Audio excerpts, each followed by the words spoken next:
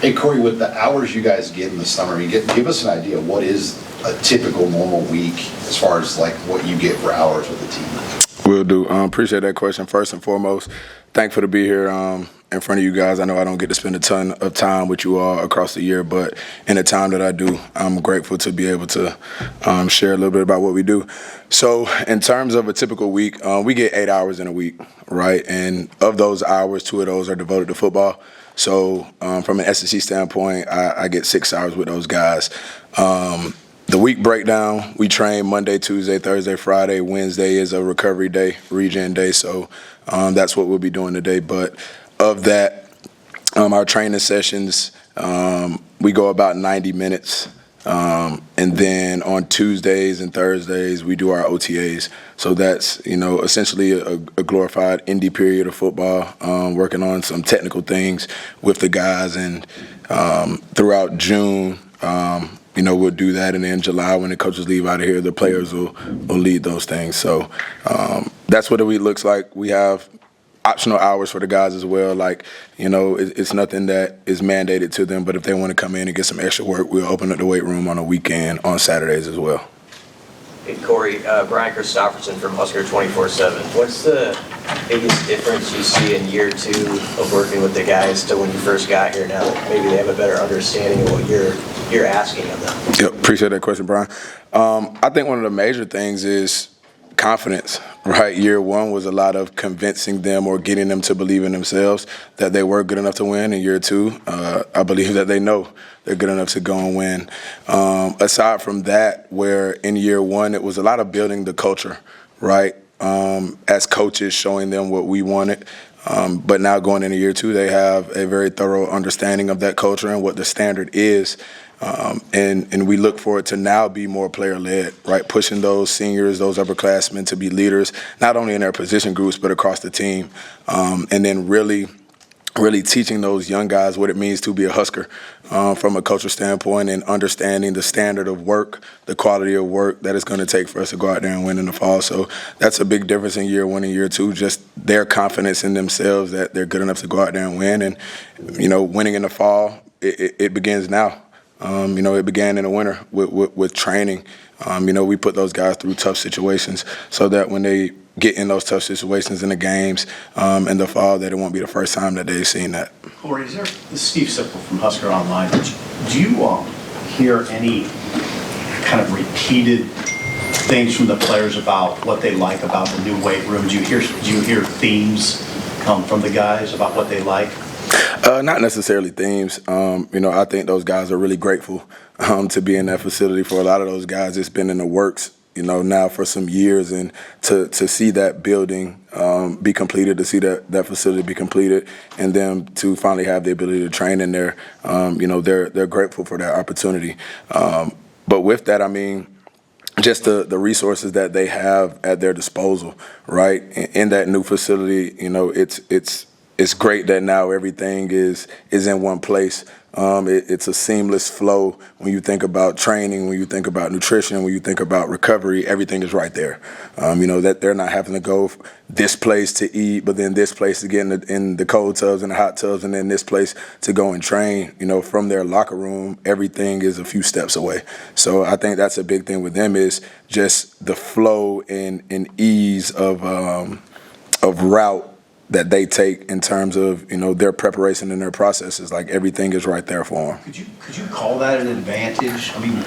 Is this weight room an advantage for Nebraska? I'll say that. And really, it's just your approach to training. Like, I look at it as an advantage because of the tools that we now have at our disposal, right? In this weight room, being in the one previously, we kind of saw the holes, we saw the gaps, and things that we needed to equip our players with to be able to train them the way in which we wanted to, so that they can go be successful in the fall. I will say that's an advantage, because I have a lot of tools that I didn't have in the other room, and the other room was great. Don't get me wrong, work is still work. You got to train hard wherever you're at.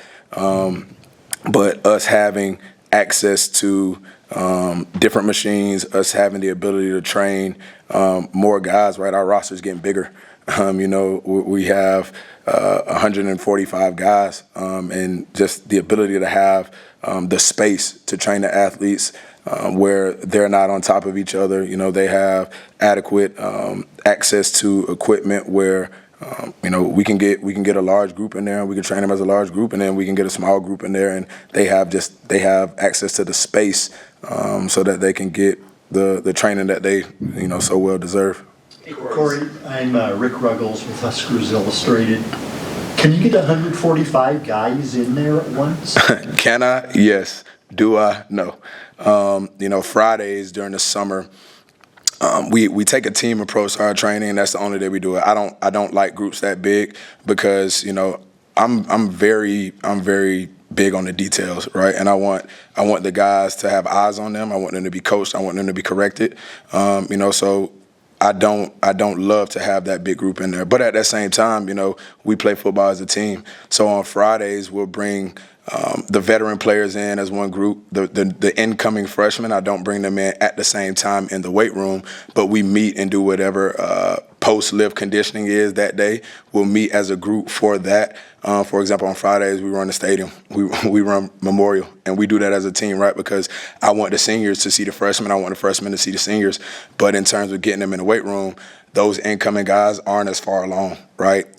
I'm still doing a lot of teaching with them, a lot of rudimentary things, so that again they understand what the standard is, they understand what that quality of work is. So, although we may be able to have 145 guys in that weight room at one time, I don't do it.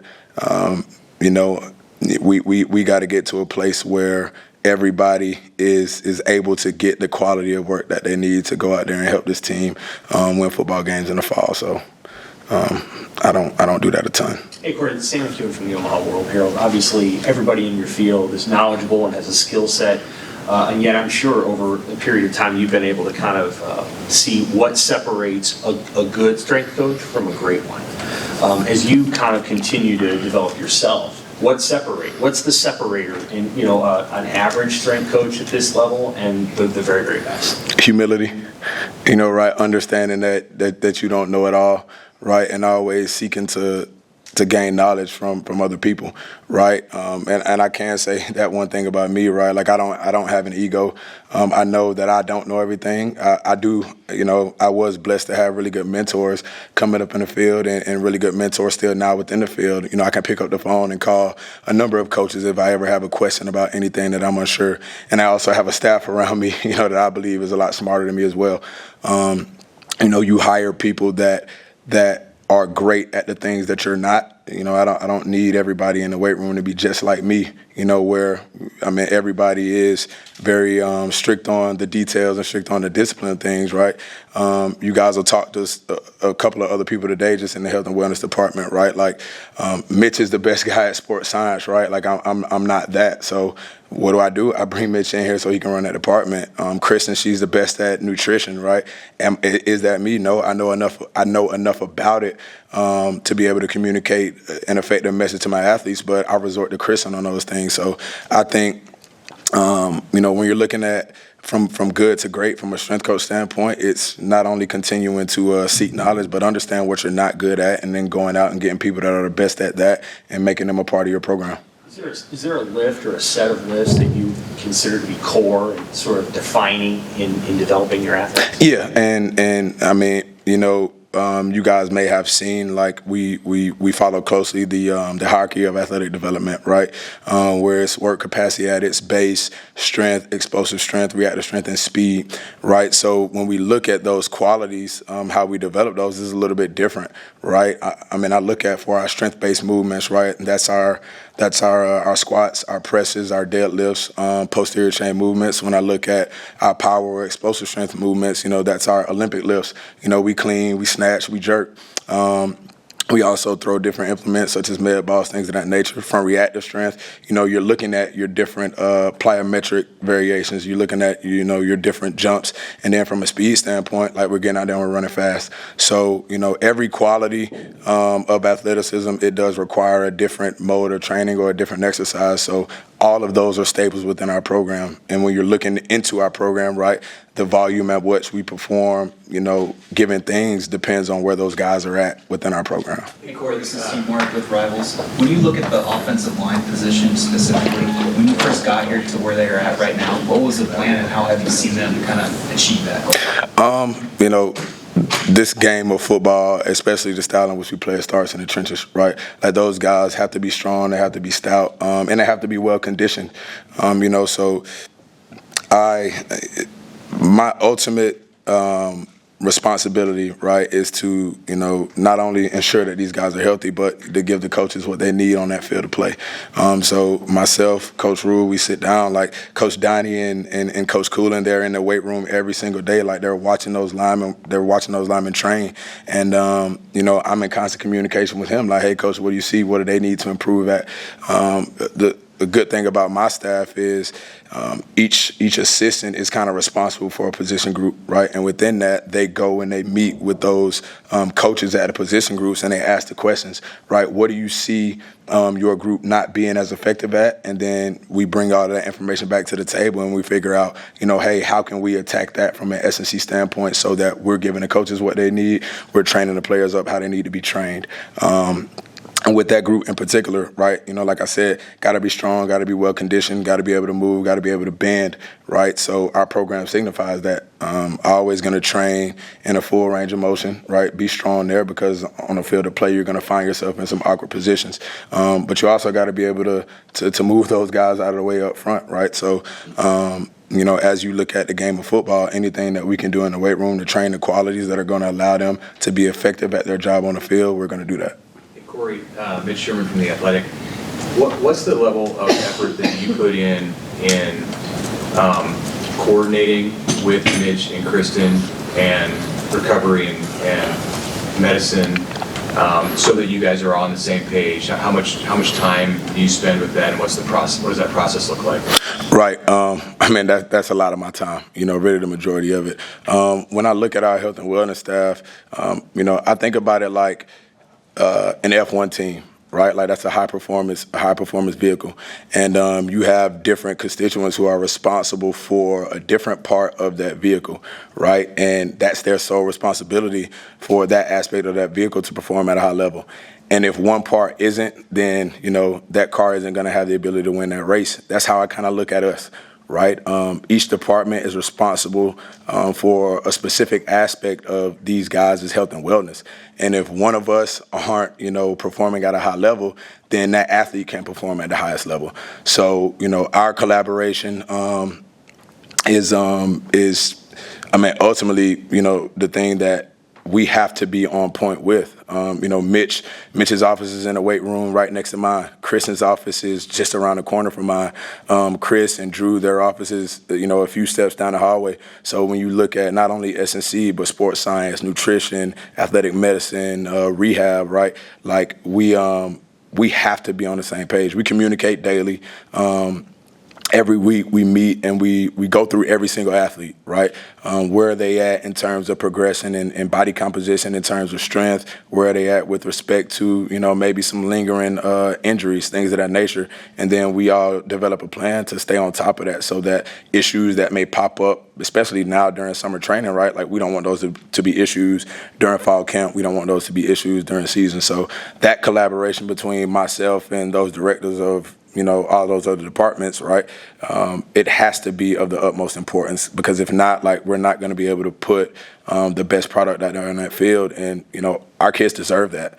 I'm a disservice to them. We're all disservices to them if that isn't our ultimate priority because, they work their tails off for me. And, regardless if I got to get up at 3:30 in the morning, I ain't getting home till 9:30 at night, right? Like I'm all for them and they're going to get everything that I have of myself to ensure that, when they're here at Nebraska, they're going to be trained well, they're going to be taken care of, and, we're going to put them in the best position to be successful on the field. How closely connected is Coach Rule with those conversations? A ton, right? Like that's the leader. And I, as the leader in my department, right, from an S&C standpoint, I'm very big on communication. Like you always get back to the leader. So Coach Rule, he's heavily involved.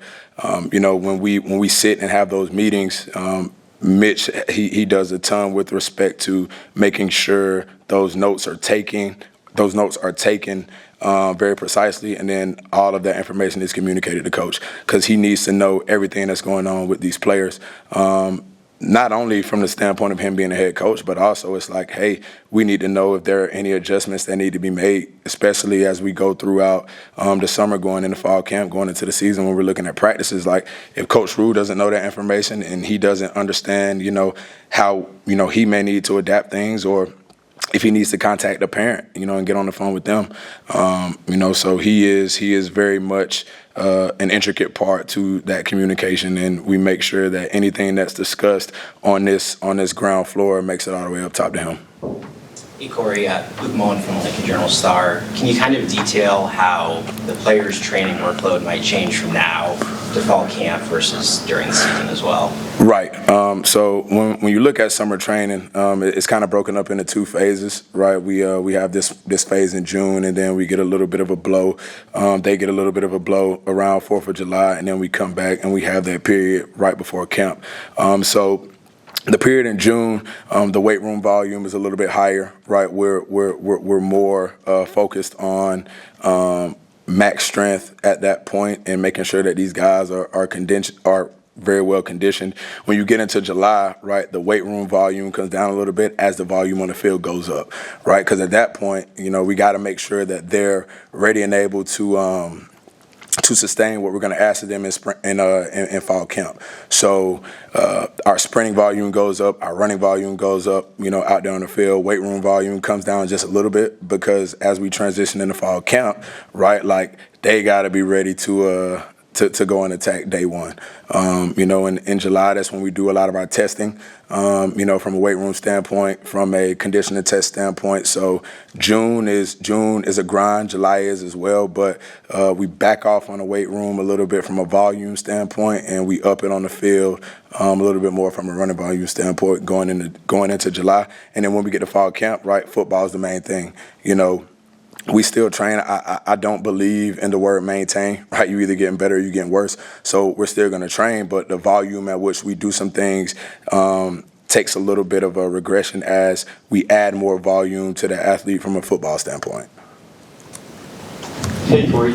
Giovanni Parnazzo, Unlimited Sports.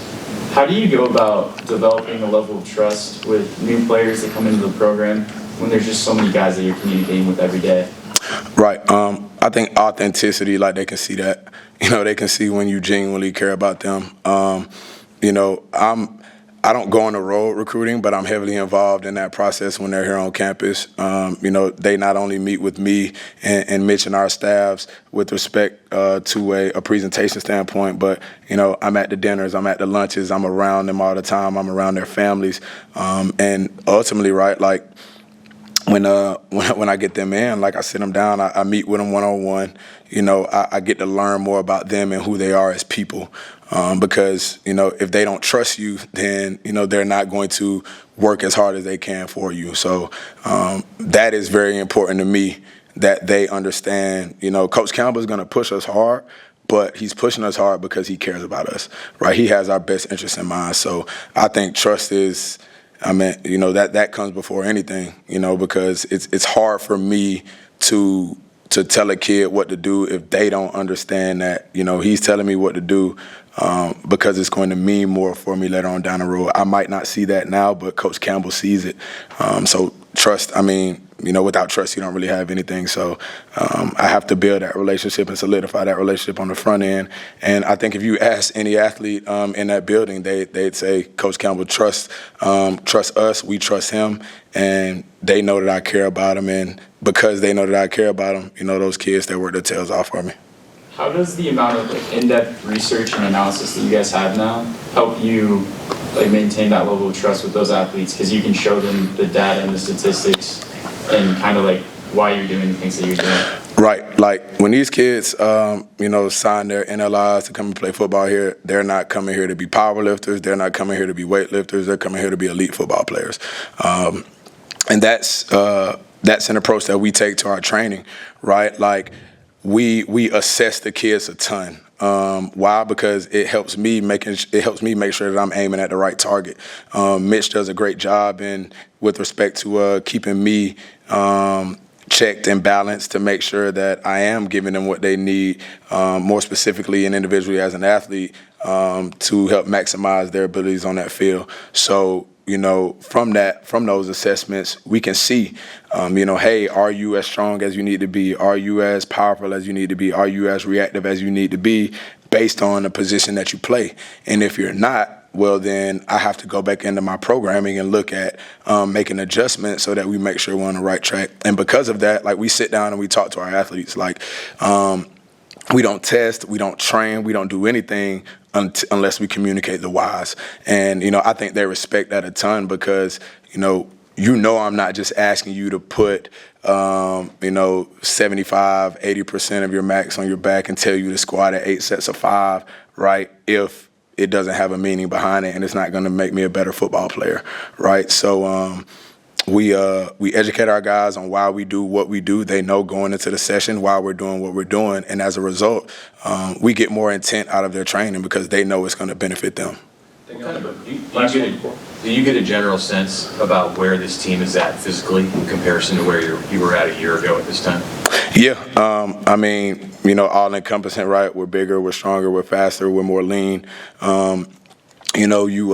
Again, right, we assess the guys a ton, and kind of looking back at where we were going into the summer last year. A question was asked earlier about like staple movements in our program, right? From our bench, our squat, our clean standpoint, like we've added, about close to 8,000 pounds across those lifts across this team, right? And that doesn't include those newcomers. That doesn't include those new freshmen. That includes, the guys that we had here last year. So I think that speaks volume for the guys, not only them working hard, but also them buying into our programs. Like, when we look at our body composition reports from Kristen, when she does their DEXAs, like guys across the board, their lean muscle mass has increased, their fat mass has decreased. Even when you eyeball the guys, right? Like we don't have sloppy body types, right? Like our big guys, they're not fat, and those guys are lean. Our skill guys, right? They're filling out the t-shirts, right? They're starting to look like Big Ten football players. We get young guys that come in and, in a blink of an eye, they put on 15, 20 pounds. And sometimes it's hard for me to see, but when the coaches leave and then they come back and the feedback that they give, just kind of seeing the athletes from where they were when, they left out and then, where they are when they come back, it just speaks volumes to the work that those guys put in. So, I'd say from this point last year, very much a testament to those guys and their hard work. They came back in a better place. And because of that, we look to and aspire to, be in a better place by the time we get to fall camp. Thank you, Corey. Thank y'all. Appreciate it. Thank you. Corey,